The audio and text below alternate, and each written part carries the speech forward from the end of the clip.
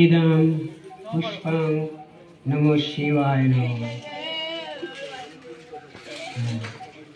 ইদং বিল্লপত্রং পুষ্পং নমঃ শিবায় নমঃ।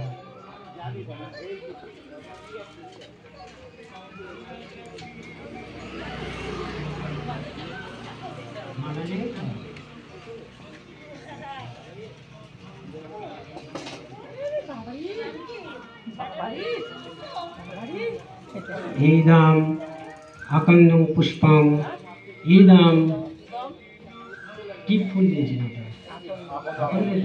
ইদং আকন্দ বিল্লপত্রং পুষ্পং নমঃ শিবায় নমঃ। নিচে দেখো, সামনে নিয়ে আসো। আচ্ছা, সুপ্রভাত বন্ধুরা। তো আজকে সকালটা এখান থেকেই শুরু করছি। আজ তো শিবরাত্রি, আজ আমার উপোস। আর এই দেখো ফুল বাচ্ছি, ফুল পুজো দেবো, মালা গাঁথবো। এই ফুল কিন্তু আমার বর জোগাড় করে দিয়েছে। তো পুজোর দিন কিন্তু আমার কিছুই জোগাড় করতে হয় না, আমার কর্তামশাই জোগাড় করে দেয়। ফুল কাটা, বেলপাতা সমস্ত কিছু ওই জোগাড় করে নিয়ে আসে। তো আমি শুধু ফুলগুলোকে গুছিয়ে রাখছি, রেডি করে একটুখানি মালা গাঁথবো তাই। আর সকালবেলা মিটির সময় এইমাত্র ঘুম থেকে উঠলো, আর আমি লেগে পড়েছি আমার কাজে। আজকে প্রচুর কাজের চাপ, আজকে দেখবেন পুরো ভিডিওটা। আজকে যাব আমাদেরই পাড়ার মন্দিরে জল ঢালতে সন্ধ্যাবেলা। সন্ধ্যাবেলা দেখি কখন যাই, দুপুরের দিকেও যেতে পারি। বন্ধুরা দেখো, রান্নায় চলে এসেছি। আর ছেলে মেয়েকে সকালে দিলাম আলু ভাজা আর ভাত, খেলো। আমি তো খাবো না, বললামই সকালে। আর কি রান্না করব দেখো, আজকে সোয়াবিন রান্না করব। সোয়াবিনটা সেদ্ধ করে রেখেছি।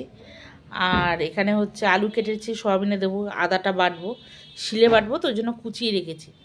কুমড়ো ভাজবো, বেগুন ভাজবো। আর বেগুনটা দেখো কতটা বড়, সাইজটা দেখো।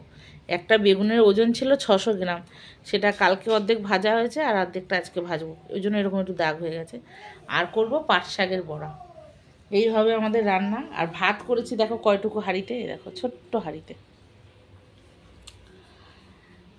তো ঠিক আছে, রান্না বান্না সেরে নিই, পরে দেখা হবে। আজকে আর রান্না দেখাবো না। তো বন্ধুরা, আমি যখন রান্না করি তখন আমার পেছনে কি হয় দেখো। এই দেখো, সেই আগের মতন, আমার ছেলে যখন ছোট ছিল তখনকার মতো, তাই না মা? হ্যাঁ। করো তুমি?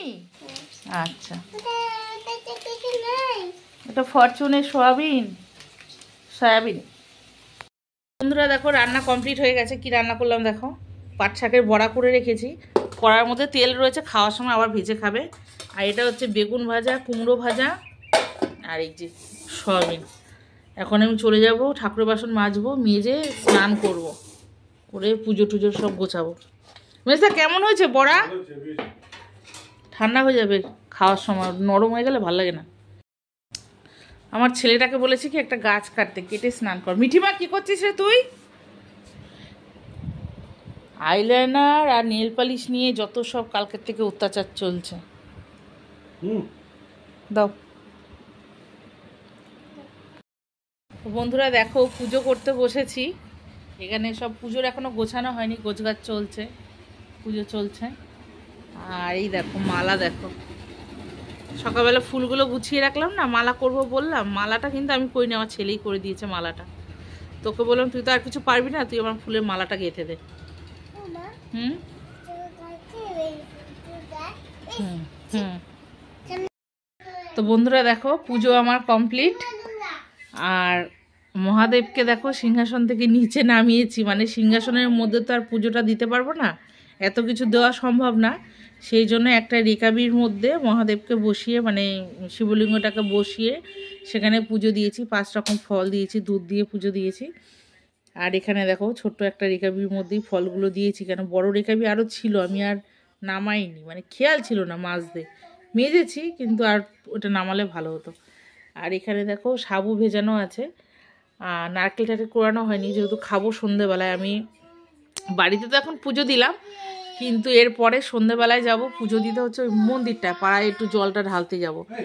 আর সেই জন্য দেখো আর একটা মালা, 2টো মালা করেছিলাম, ছেলে করে দিয়েছিল। একটা মন্দিরে দেবো বলে রেখেছি, একটা এখানে দিলাম। আর ফুল, বেলপাতা, ফল সব ধুয়ে সাজির মধ্যে গুছিয়ে রাখলাম। দুধ রয়েছে ঘটিতে, যখন যাব রেডি হব, নিয়ে চলে যাব। হ্যাঁ, শাড়ি পরে নিয়ে যাব। তো দেখা হবে পরে সন্ধ্যাবেলায়। হ্যাঁ হ্যাঁ, তো বন্ধুরা আমরা রেডি হয়ে গেছি সাজুগুজু করে। মিঠি সোনা এদিকে আসো দেখি। হ্যাঁ, আর কিছু না, এই যে রেডি হয়ে গেছি, আমরা যাব। মেয়েকে রেডি করে দিয়েছি, এই যে সন্ধ্যে সন্ধ্যে হয়ে গেছে। আর তার থেকে বড় মেঘলা মেঘলা।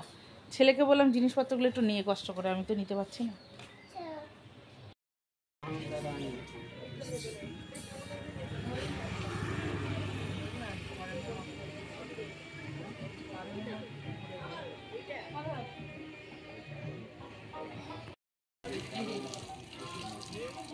ইদাম পুষ্পমাল্য নমঃ শিবায়।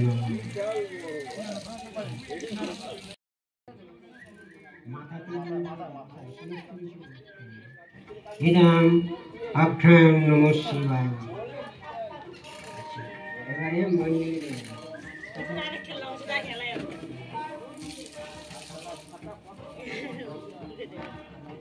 ঠিক আছে।